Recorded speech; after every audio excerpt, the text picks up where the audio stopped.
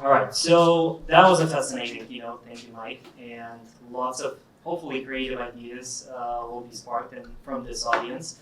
And this is a perfect audience to stimulate those discussions because I see a lot of faces here that have nothing to do with technology actually. And basically, if we combine the talent and the creativity from those completely different worlds, maybe AGI will come sooner. So with that, I want to kick off the panel discussion and invite our panelists, Chris, Lisa, and Jamie. So in terms of the panel itself, the title of the panel is AI Personalized, and the whole idea was to discuss what it actually means. And the panelists here are basically that first group of people from different perspectives and different, I would even say, industries. And I would like the introductions to actually start from a little creative exercise and ask each of the panelists what is the one thing that people consider unusual about them. Something that kind of like when they describe it, people are like, oh wow, that's cool. Yeah. So we'll start with Lisa. Oh, tough question. I would say instead of unusual, maybe unique is I'm always constantly trying to challenge myself. So I don't know if anyone watched the Olympics this summer. Anybody? Yeah. So I used to be a coxswain for the Texas crew rowing team in college. So that's kind of the role where you're sitting in the seat and you're steering the boat and you're basically yelling at 8 athletes to row as hard as possible to get to the finish line.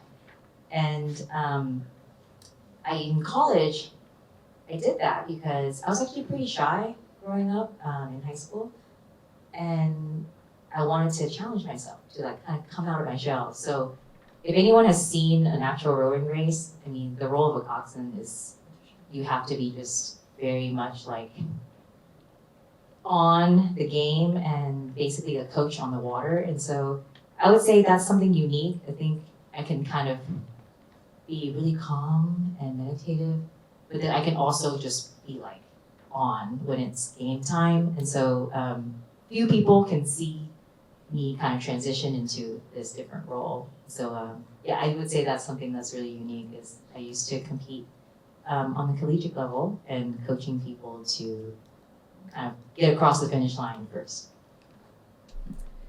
Great question. Hard to answer. I would say something that's unusual about me or just something that people don't expect is that the most brutal, direct feedback is the feedback I like the best.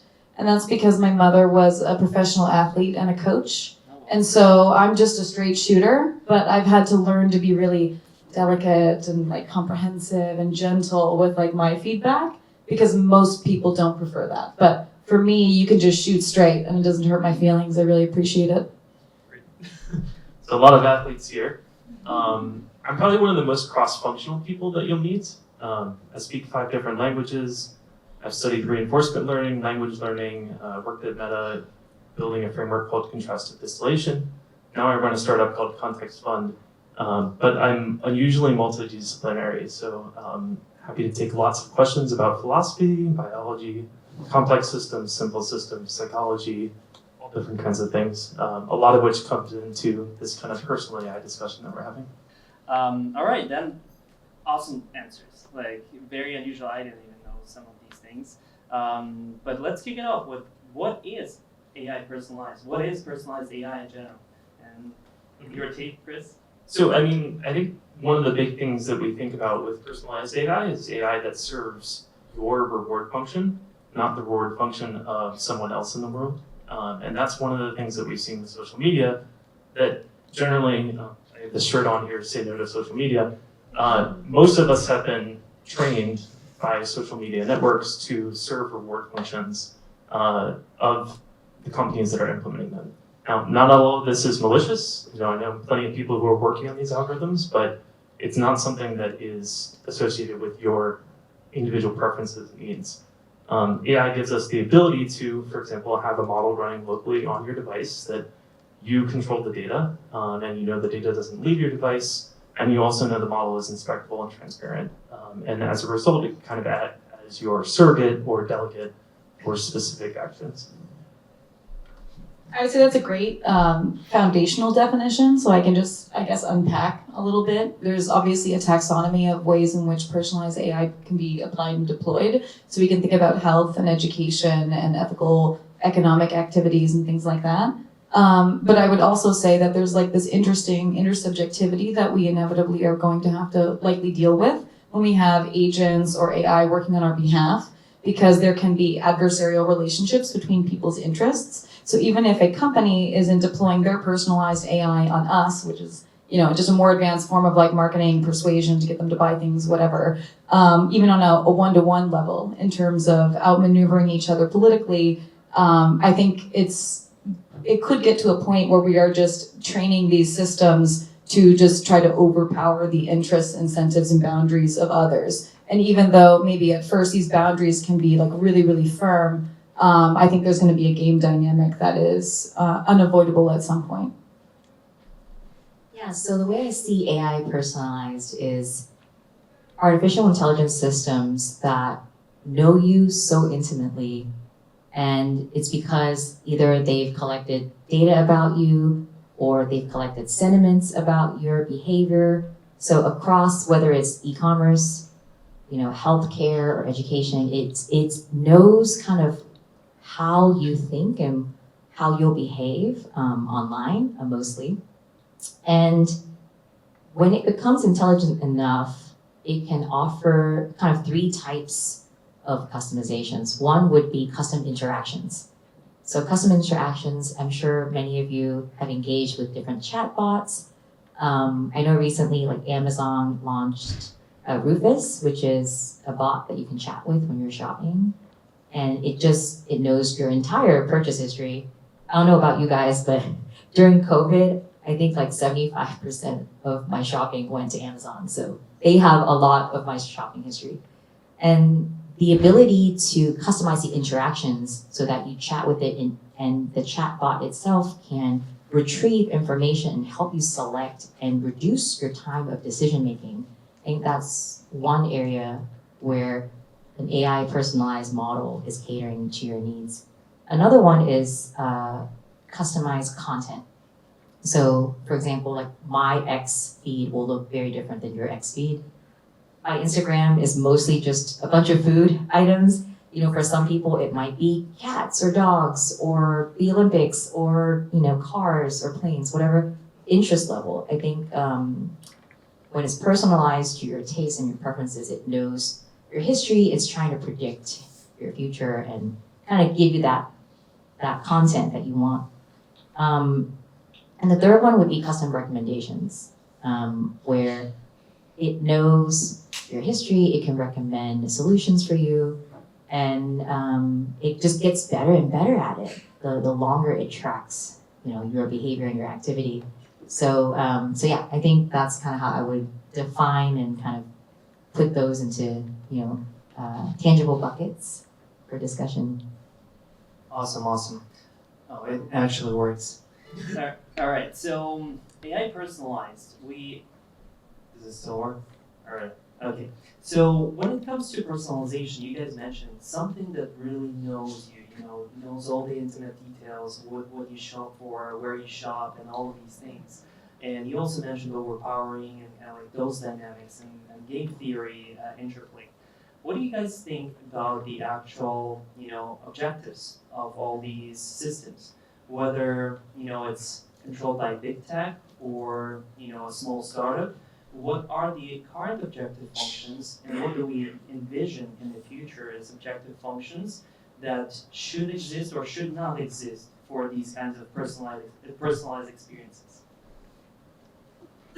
I think intent is the most important thing because, of course, big corporations, their intention is to either make money off of you or sell you something, or they might want to sell your data, right? And so it's important that AI is in the hands of the right people who won't just kind of hoard the knowledge and intelligence. Because if you think about it, when we reach AGI, that is superhuman level of intelligence. And if it's in the hands of the select few and only the big tech, then guess what? They're gonna have more control or or if AI is controlled by government, then guess what? Then the government will have control over the most intelligent systems in the world. And so we're kind of at this inflection point where we have to ask ourselves, whoever is building the future of AI, who has access to this innovation and IP, and is it going to be open so that the society can access hyper super intelligence, or is it going to be in the hands of the few? And if it's in the hands of the wrong people, it can get really scary, and it can become very monopolistic and Orwellian, and we could go into long discussions about that. But I think just kind of an overview of, I think, just focusing on the intent, and like the people with the right intentions, I think, will carry AI forward so that it's accessible to society and not just in the hands of the few. Jamie, please unpack.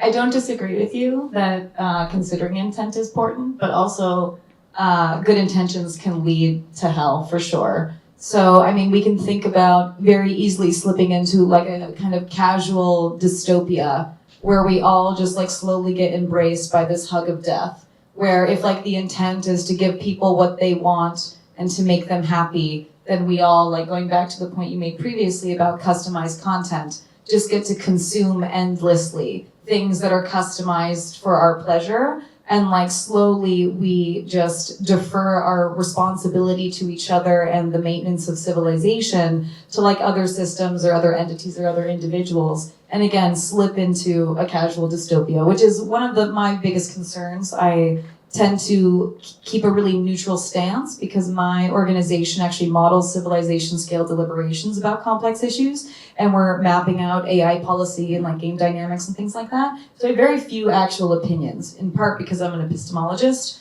and once you like see data that complex, it's really difficult to be certain about axioms in general. But one thing that has emerged that has caught my attention and formed an opinion is that the danger of AI-enabled tyranny is not in a distant sci-fi future. It is something that I see civilization slipping into. And I think that that could be abetted and enabled by good intentions, or at least intentions that people tell themselves are good. And I think some of the most like pernicious and nefarious and evil things in the world that we've seen have been like this slippery slope dripping down from people who had good intents about like democratizing access to healthcare and food and these sorts of things. And we ignore externalities and we take shortcuts. And then now we're in, a state where people may be worse off than they were before, even though things look more convenient, more comfortable. We look like we're happier. We may in actuality not be, and be heading down a path from which we will not be able to extricate ourselves, especially if the convenience and comfort that we're trading in return for our data essentially allows the powers that be, which again is, it's very concerning and a matter of importance to figure out who that's going to be, sucking up all of our data, just can have total surveillance into our lives, so. There you go, Chris. Cool. So, I mean, I think at the end of the day, we have to look at rights and laws as the governing frameworks. That's one of these time-tested principles that we've been able to negotiate who can do what on common ground. From a kind of libertarian free speech perspective, I think pretty much anyone should be able to do anything as long as it's restricted to your domain of the things that you own. But once you leave that kind of personal property, you have to think about how to reason about common property. And we have good frameworks for that, laws and regulations. So we've been working on SB 1047, which is a regulation in California, kind of related to that. And so that's one of the big things that we've been advocating for, is looking at the use of the model and the scale of the deployment as a way of regulating it, rather than looking at the individual action or the intent of the model at that point in time. And I think that's a pretty time-tested framework, goes back to history of common law, history of democracy, as with a lot of roots in that. Yep. Thank you. Does it work? Okay, perfect. I agree with you, Chris, in terms of like, hey, we kind of have these laws and time-tested mechanics, right, that we as a society invented to regulate the democracy and the good things in society. except, we live here and enjoying the democracy, and the world is not, universal, right, in that domain. And we already see countries that are using technology for all kinds of tyrannic use cases. And, when Jamie was talking about that whole, possibly not so far dystopian future, I actually, I see the resonance from the technology that we as humanity invented, like even 100 years ago. We all know, what happened with communism in the USSR. It was a utopian vision, and people truly believed, with good intentions, that they will be a good thing. I come from Ukraine, the country that got destroyed by communism through multiple periods of time. And in a way, when I look through that historical perspective, it's easy to say, hey, there was laws and everything, but who created those laws and what did they actually regulate and with which intentions? Because that's what matters, at least from my perspective. Yeah. I'll respond briefly and then get to Jamie. Yeah, I agree, generally speaking. I think one of the big things that you want to think about with anything is the balance of power, regardless of the laws. And having that balance of power promotes a search for things that don't change, which then we go on to call truths or things that we can reason about the world. And so I think that is a very important thing, which personalized AI, especially open source personalized AI, tends to unlock because it really distributes opportunity relatively equally, at least to start, modulo some resources and intellectual capital and things like that. But I think that's going to be a really interesting question going forwards is how do we actually make sure that we have appropriate balance of power? Most of the time this does kind of eventually sort itself out because when you have a system that doesn't seek truth, it eventually has some problems, and then the systems that do seek truth and eventually displace it. And I think history is very consistent in this type of example, but it takes a very long time and it has high variance. So we have higher variance technology with AI. We don't have necessarily a different game dynamics, and I think that's an important thing to think about. So if there's ways that we can cut variance, at least the bad variance, we're definitely going to avoid it. But even then, we do have some stronger asymptotics. So I would say a part of the calculation of balance of power is also speed when it comes to how regulation and law can protect like common property or like the common good or whatever that is. So if the development of law regulation kind of lags behind what could be irreparable harm, then we could, especially with, it is often argued, the acceleration of this technology cause a bunch of harmful actions to be occurring at increasing speed that may have irreparable consequences. So we see these kinds of examples, or, especially in our mapping work, the kind of examples that are provided are around like species extinction, the pollution of the environment, the wiping off of 1 billion IQ points because of leaded gasoline. Like there, especially when it comes to, seeking ground truth, there is this asymmetric advantage that corporations may have in like funding research that would indicate at a certain period of time that they have the evidence on their side to support the permission to use XYZ chemical or what have you until, the scientific community catches up, until the government catches up. So if we're talking about balance of power, we can really, really like slide down the asymmetry as a common public or, a governed democratic civilization if speed isn't accounted for, which it seems as though, going back to your point about who gets access to these things, that could accelerate with certain communities and everyone can start really, really lagging behind. Yeah, one trend that I've been observing is the increase of VCs making trips to DC and having even a satellite office in Washington, DC. I think there's kind of almost this desire to bridge tech and government. And of course, there's probably capitalistic reasons, right? They don't want AI to be overregulated. And my hope is that there is actual true collaboration in respect and keeping like the people in mind, and not just, well, we're gonna build this empire and coerce this political figure to just say yes to what we want. And of course, to be determined. Obviously, we have a presidential election coming up, but I'm definitely hoping for more understanding. I think a lot of people in the regulatory bodies, as you've evidenced, if you ever watch the congressional hearing with like Mark Zuckerberg or any tech person in the room, it's almost excruciating to watch because there's like such a lack of understanding of how technology is implemented, and there's just so focused on TikTok when there's a million other things that can be detrimental to society. Like, why is that not on the discussion docket? So yeah, I think there's been this trend. I'm curious kind of if anyone has any more insight into how we can improve that bridge to make sure that there are meaningful discussions happening and not just this back and forth ping-ponging of ignorance that we kind of can see publicly, on some of these hearings. Yeah, I can also. Oh yeah. I just wanted to add something and confess, I will be going to DC in October to speak about these things. So, and it's fascinating that a lot of people are going there for the same purpose.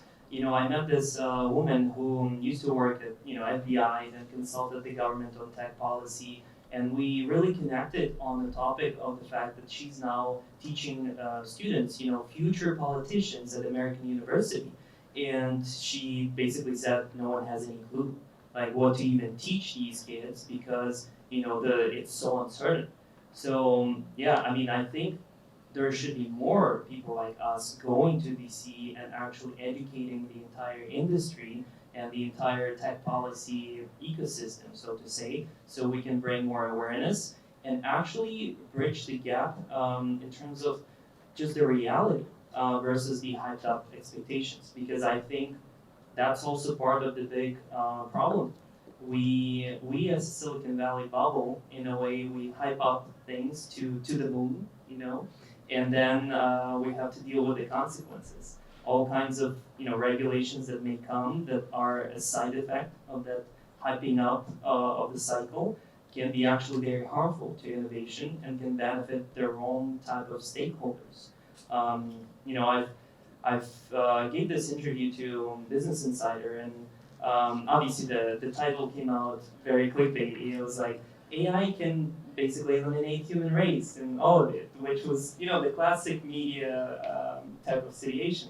But the whole article was about how do we regulate AI in the right way, and is there a right way? And my point on it is actually that the best way to regulate AI is actually through enablement and actually encouraging companies to care about being responsible, about evaluations, about benchmarking. Basically, government should subsidize these things. Not just VCs funding these things, because obviously VCs have a different objective function. Sure, there's impact VCs, and sure, not every VC only cares about money, but that's their business model. And government has a completely different business model that is actually quite aligned with creating responsible AI. So yeah, that's my 5 cents. So a lot of really interesting threads here. Just to kind of like wrap it back, we've been going to Sacramento and advocating with governments the last couple of months or so. The main thing that we've kind of focused on is getting people back to asking questions and using numbers to answer them. Ask questions, use numbers. And you'd be really interested how many of these debates happen without that.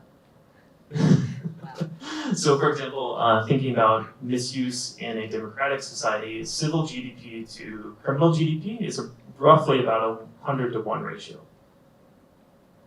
It's not actually very often used for criminal activity, although those very small instances of criminal activity really get a lot of clickbaits on social media. And then there's also the question of who actually drives politics. Is it the experts who actually kind of have this experience, but maybe a little bit more quiet, or is it kind of the large number of people who are on social media and asking questions, but don't really have the frameworks at the time to go and actually provide good answers for themselves? And the question is should they be? I think arguably no. I think there's value to education, but there's value to education in the context of action. In other cases, you need to think about, okay, and this is what I do is look for experts in my work who actually has an opinion that I can trust and I can validate, and this is going to matter. And I think to some degree, it's partially a matter of education. To some degree, it's partially a matter of changing that conversation back towards ones of expertise rather than what naturally gets larger clicks on social media. But that's, going fairly far away from personal AI. The way it kind of connects back for me is that we are maybe able to use personal AI to mediate our social media so that we don't directly consume it. We don't directly deal with infinite scrolls. And that may be a way to change the conversation back to something that feels a little bit more like, 2005, 2000s in terms of having a calm, more rational debate online. Because what we've seen is basically there's value to shock, and that tends to sell, and that does contribute, especially over 4 to 8 year periods as you get through electoral cycles and things like that. The people that know how to use social media get reinforced for using social media. And then once they're in office, it's very hard to change those patterns. So we need to think about how do we change technology such that we can have a debate which is based on experience and based on numbers. Yeah. Am I allowed to talk about my work? Because it's literally in creating formal deliberation. Of course. Okay, so hey Lisa, you may not be familiar with my work, but I run a nonprofit organization, and what we do is we actually we recognize that social media is a technology that has scaled the ability for civilization to have a conversation and to have a debate. But just like Chris was saying, there's the dynamics of how the platform operates, like it reinforces certain people's way of communicating over others, and there's a number of different dimensions you have to consider. So what my organization does is imagine, what does it look like if civilization could actually have a grounded, formal, clean, deduplicated, rigorous, and comprehensive debate about some of our most persistent, high impact, and polarizing complex issues. And so that's exactly what we do. For years, we had librarians digging through, because many people may consume their news and information off social media and like that one hyperlink away, whether it's a news article or what have you. But my organization was filled with trained curators and archivists and librarians who would dig into government archives, read books, do the investigative journalism to essentially create models of civilization scale debate. And what we got to see was there's a clear delineation in the quality of information that people had access to if they're staying at just reading news and social media, because we would logically deconstruct those artifacts and then actually connect them and ground them to the 300-page longitudinal research study from this one state agency in California about the long-term viability and sustainability of this species of fish. So the quality, the volume, the density of of knowledge is so incredibly different depending on where you look, and so much information just simply doesn't break the surface. So if we're asking ourselves, how can we have a good debate about policy and not have all this idiocy and people talking and not knowing what they're talking about? It's not just a matter of only bringing experts to the table, although of course, obviously that's very important, but also literally looking into the history of what has been, the premises that have been built on in terms of understanding the environment or the economy or those sorts of things. And I could definitely see personalized AI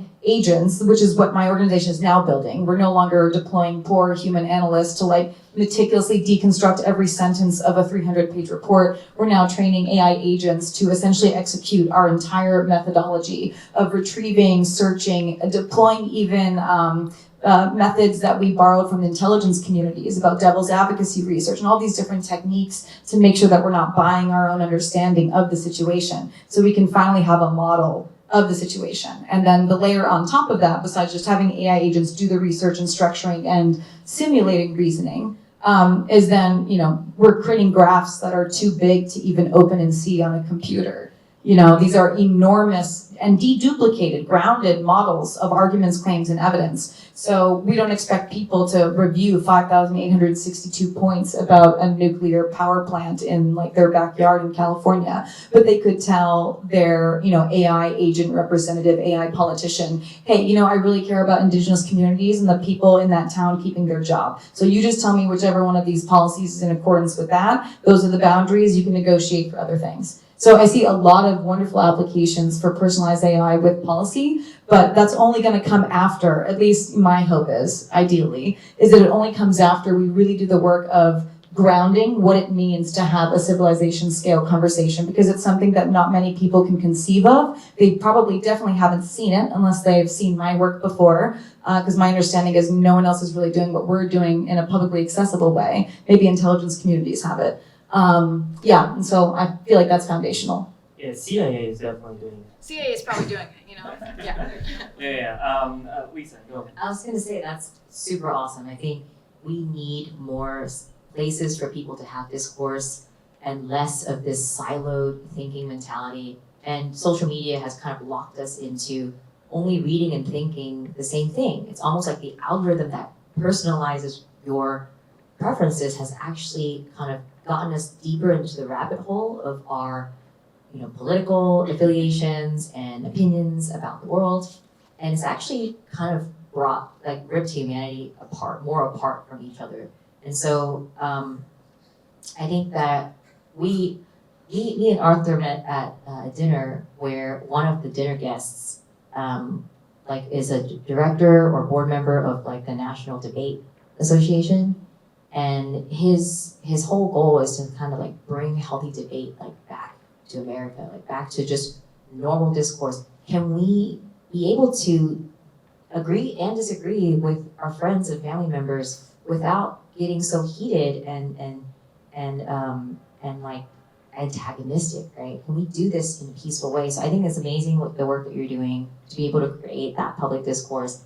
I love what you said about can you bring some numbers into the debate? Anyone ever watches political debates? You're just wow, they're just talking out of the cuff, they have no data or numbers to back it up. They're just making up stories on a national platform. And how do we become smarter with that? Okay, well, maybe as a human, you're not going to remember all the numbers, when you're just thrown on a panel, thrown in a debate. But AI can basically be your retrieval mechanism. It can help you be accurate. It can help you fetch the data. It can help you be knowledgeable and intelligent so that when you speak, you're speaking with truth and accuracy. And that's something I think we need more of. I think we need to kind of rebuild trust amongst various groups of people. The best way to be trustworthy is just to be accurate. Do your research. Have the information. Be prepared. And what better way to be prepared than to have the entire database of library at your fingertips that you can just search and retrieve. So I'd love to learn more about both of your work and appreciate you bringing all of us together. Yes, such amazing perspectives. And I'm really enjoying the conversation about the personalized AI in general. And I would like to wrap it up maybe with a little bit of my bias towards what I think personalized AI at least should be. I think a lot of discussions about personalized AI are centered around data itself. Kind of the more it knows about me, the better personalization will be.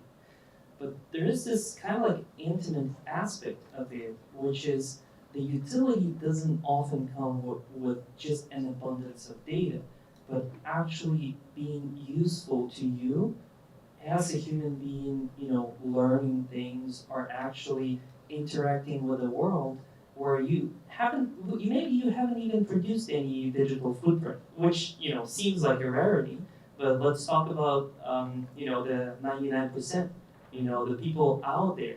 Maybe a kid in a rural village somewhere in India or Nepal where they actually don't have that much data. And yet, with the abundance of ChatGPT and other AI tools coming in, sure, it doesn't support those languages, unfortunately, right now, and this is what we're working on to bridge the gap. But at some point, they will start interacting with these things, and the utility comes from actually being useful for their context versus the data that they generate. So this was kind of a long intro to say that AI has to know the context of where it actually operates. The other day, I'm actually writing an article that will be basically talking about why AI is English-centric and what we can do about it.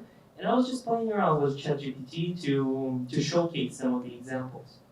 And I took this, it's a crazy example, but basically there is a phrase that bots on Twitter started using propaganda during the first year of war in Ukraine, where they literally machine translated a sentence to voice out concern with the government. And because machine translation was so shitty, it didn't make any sense. It literally said, like, there's no more urine to, take care of the flower. Right? And it didn't make any sense. But guess what? When you ask ChatGPT what that phrase means, it actually tells you it's an expression deeply rooted in Ukrainian culture. It goes back to like Slavic times. And can you imagine, a kid in Ukraine trying that and actually learning that? That context is important. And that's what I think is one of the important dimensions when we're thinking about the personalization. It's not just the data, it's the context where the AI operates. Yeah, I totally agree. We're called Context.fund for a reason. That's the reason. And actually, my brother is also doing research on contextualized learning at UW-Madison now. So if you're a new PhD student, look him up. But yeah, I totally agree. That's one of the most important things. And the question of like, how do we think about reasoning intelligently? A lot of that goes back to contrastivism. Bringing back contrastivism into our discourse such that we actually have the first principles that we want to think about and then putting numbers associated with those. And I think once you do that, you really get to a very nice place, whether it's for AI, which actually turns out when you train AIs on these contrastivist passages, they do substantially better in terms of confidence and accuracy. And when you train humans, when you talk in terms of contrastivism, you will much more likely to communicate your point.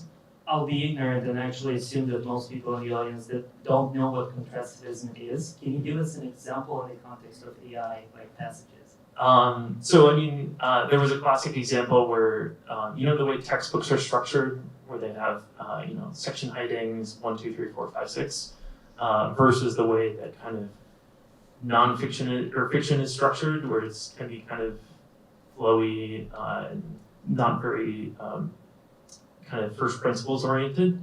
It turns out when you train AI on that, you do substantially better in terms of accuracy and many of the metrics that you care about. And then for humans, it's the same idea. Some people think of it as kind of first principles reasoning, and first principles reasoning, of course, has to be collected from contrasted data. And that's how you know what the first principles of that problem are. So going back and thinking about how does first principles reasoning come about, or just using the simple example of what's contrastive, what's similar in a problem, and what stories can it generate, the pros, the cons, etc. Just very simple techniques that can really bootstrap intelligent discourse. I want to kind of switch to another. Oh, dang. You're charged? Oh, I could talk Go about for it. context all day long. Go for it. Okay, I'm going to talk about context now.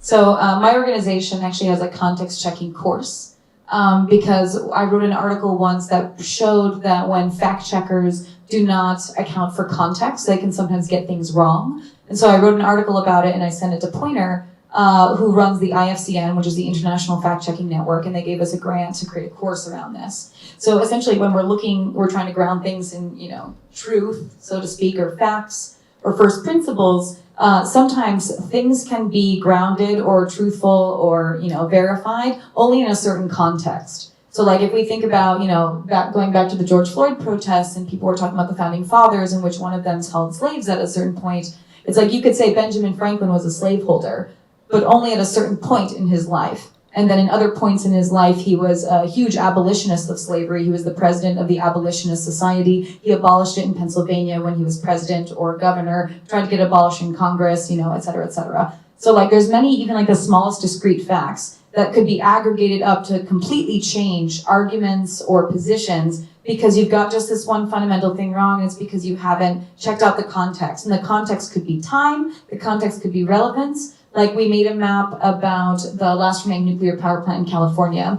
and there was this argument that we saw over and over and over again about 1.5 billion fish and larval eggs getting sucked up into the once-through cooling system of the nuclear reactor and scalded to death. And we found this like over 100 times, people making this claim. But they all link to each other and not any form of like reference material. So we had to go through 15 different state agencies to find the 300-page longitudinal research study, which I alluded to earlier, to verify that it seemed as though there was data to suggest that yes, 1.48 billion fish on average get sucked up into the one-suit cooling system and scalded to death. But that could be true and also irrelevant to policy, because in the rest of the hundreds of pages, it argued that that many fish aren't expected to reach maturation anyway. So based on your context, whether you just like outright care about the discrete lives of fish or you just care about the sustainability of the species, you're gonna conclude whether or not that fact's truthfulness is like relevant to you. And so there's such a multi-dimensional aspect to every single claim or axiom or what have you, that needs to be accounted for in different contexts if you're building like up all these premises to support a position or argument. So it gets really complex really fast. Definitely, yeah, for sure, I agree. So the next topic that I wanted to kind of bridge in is actually very relevant to your fund, we say 99BC. Like, how do we actually bridge the aspect of like these amazing technologies that we roll out here in Silicon Valley, and how do we basically solve for the unmet needs of the 99%? Yeah, so 99BC, we're an early stage pre-seed and seed AI and data fund. And there are a couple stories behind the name, but the one that stands out the most is we invest in projects that impact 99% of the world. So not just the 1%. So we, of course, look for outsized opportunities, large markets, technology that can impact humanity. And we're very intentional about who we invest in and what we invest in. And I think I wouldn't outright say that we're an impact fund. That's kind of just obviously it's just we want to invest in impactful projects, period. And that's kind of baked into the name. We happen to be in Silicon Valley, so we have access to incredible, highly technical founders. And how do we ensure that these founders are equipped with responsible AI? So for example, like my background, I'm ex-Microsoft research, security, and privacy. So every founder I talk to, I always ask them, how are you securing the data? How are you keeping it private? These are the things that are just important. If you can't answer that question, then I might pass on that opportunity, because I'm going to back the projects that I believe are going to do good for the world and are not being extractive or damaging to society. And so there is that importance in what we look for.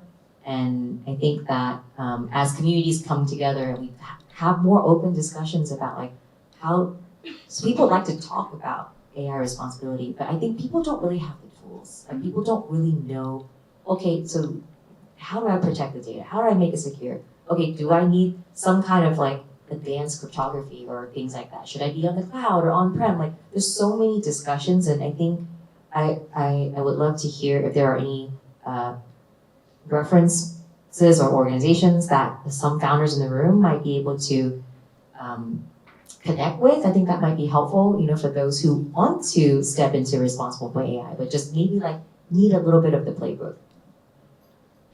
Yeah, I would just go ahead and say the EFF may be a really good organization to interface with if founders aren't interfacing with them already. And I forget what was the question. Yeah, the question was how do we bridge the gap and actually solve for the needs of the 99% and not just the Silicon Valley bubble, Would you like a second? Go ahead. Solving for the 99%. Well, I mean, what my mind immediately goes to is just inquiring into like, not just what could we do to solve for the 99%, but also what would we be doing for the 99% in terms of wants and needs? Because I think that when we're looking at doing good, we can't ignore the immediate do-gooding, having potential negative externalities down the road, not only for civilization, but also individuals. And so when people are talking about economic systems or selling products, like being what people want, I think what's also, let me just quickly cash a position I have here, which is that I'm not endorsing any type of like nanny state or like imposing values on others, but I think just rationally what we have to deal with as a species is that some people may know what they want, but they don't know what they need. And so like that is almost like an unanswerable ethical, philosophical like morass to unpack, is like where the responsibility begins and ends. Because like to a certain extent, if we leave the responsibility to the individual in this like libertarian sense, unless people actually have the tools to be able to adjudicate what they're going to actually be buying and getting, then they may actually not be fully consenting to their participation in the economic system. So like on its face, I may be buying a product that the company tells me is like good for the environment or this, that, or whatever. And if the responsibility to adjudicate that is all on me and I don't have the tools to like dig into the company history, check out their supply chain, see like if, the ISO standard for ensuring that they're not using enslaved persons in Bangladesh to create the cotton, which is like super upstream of the supply chain, isn't just bullshit because someone just goes and like pays someone on site to get a piece of paper, then like I actually can't execute my will in the calculation. So like, are we just gonna like force that on companies then and like kind of enforce this precautionary principle? I don't have an answer to that, but it is a complex conversation. Do you think AI can help with that? I do have hope that it can help, yeah, for sure. And it's just because I've seen the type of support that what our work has yielded, which is essentially my organization saves people thousands of research hours because my, humans, now AI that we're building, like all these tools working together. When it was just humans, we would spend the 8,000 human research hours collecting and doing claim verification, investigative journalism to gather all this information you may need to see the differing points of view from different like fields on a complex policy issue. That's 4 full-time human research years that my team would spend so that people wouldn't have to, and they could just search and retrieve from the database or just read different visualizations of the graph. Now AI has drastically compressed that and can create graphs that are as big as the biggest that we've been ever been able to create by hand in like 16 minutes, which otherwise took like 8 months of like a couple of full-time people. So I do think it can potentially help a lot, which is so great. Open source. Open source, and particularly that kind of slightly capitalist flavor of open core, where you raise VC money and then ship an open source product based on that VC investment, looking towards like long-term future rewards, and then kind of let others figure out what they're going to do with that. And that's the model that AlphaFold took. That's why we have a potential cure for idiopathic fibrosis now, which was discovered in only 3 months rather than the traditional 6 months or so.